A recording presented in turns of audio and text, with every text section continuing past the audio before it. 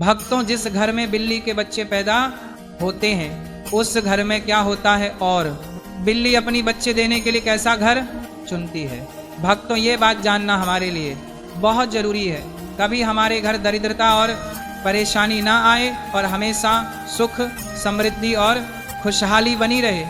आपने देखा होगा कि दुनिया के कई कोनों में बिल्ली को लोग अपने घर में पालतू जानवर की तरह रखते हैं। आज हम आपको एक ऐसी बात बताने जा रहे हैं जो शायद आपने पहले कभी गहराई से नहीं सोची होगी। अगर किसी घर में बिल्ली अपने बच्चों को जन्म दे तो उस घर में क्या घटित होता है। आजकल तो कुत्ते और बिल्ली पालना एक फैशन जैसा हो गया है। हर दूसरे तीसरे घर में कोई ना कोई पालतू जानवर आपको मिल ही जाएगा। लेकिन भक्तों, क्या आपने कभी सोचा है कि कुत्ता या बिल्ली पालना सचमुच शुभ है या अशुभ।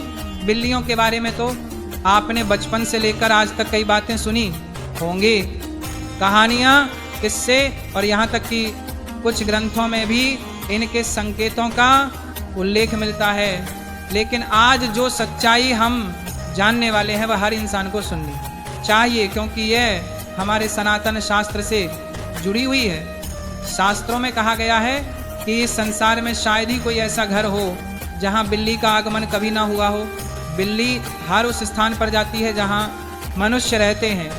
लेकिन भक्तों, क्या आप ये जानते हैं कि अगर आपके घर में बार बार बिल्लियों का आना जाना लगा रहता है तो इसका क्या मतलब होता है, और अगर आपके आसपास बिल्लियां लगातार रोती रहती हैं तो ये किस बात का संकेत है।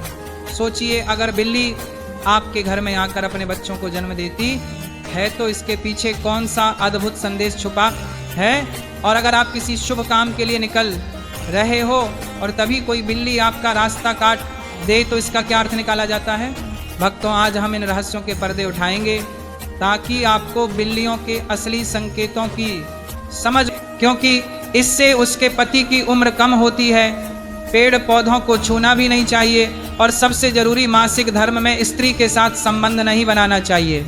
जो पुरुष मासिक धर्म में स्त्री के साथ संबंध बनाता है उसे ब्रह्म हत्या का पाप लगता है। मासिक धर्म के दौरान स्त्री के शरीर में 3 से 5 दिनों तक ब्रह्म हत्या का पाप निवास करता है और 6वें दिन ही वह स्नान करके पवित्र होती है। इसलिए इसी पाप के कारण तुम्हारे पिता को कुत्ता और तुम्हारी माता को स्वरी का जन्म मिला है। वशिष्ठ जी ने बलराम को अमावस्या के दिन सच्चे मन से श्राद्ध, तर्पण, दान, धर्म और गौ सेवा करने का उपाय बताया। बलराम ने गुरु के कहे अनुसार ही किया, जिससे उनके माता पिता को पशु योनि से मुक्ति मिली। इतना कहकर भगवान विष्णु ने देवी लक्ष्मी से कहा, हे देवी, अब मैं तुम्हें बताता हूँ कि किस श्राप के कारण हर स्त्री जाति को मासिक धर्म की कठोर पीड़ा को सहना पड़ता है। भगवान विष्णु ने आगे की कथा सुनाई।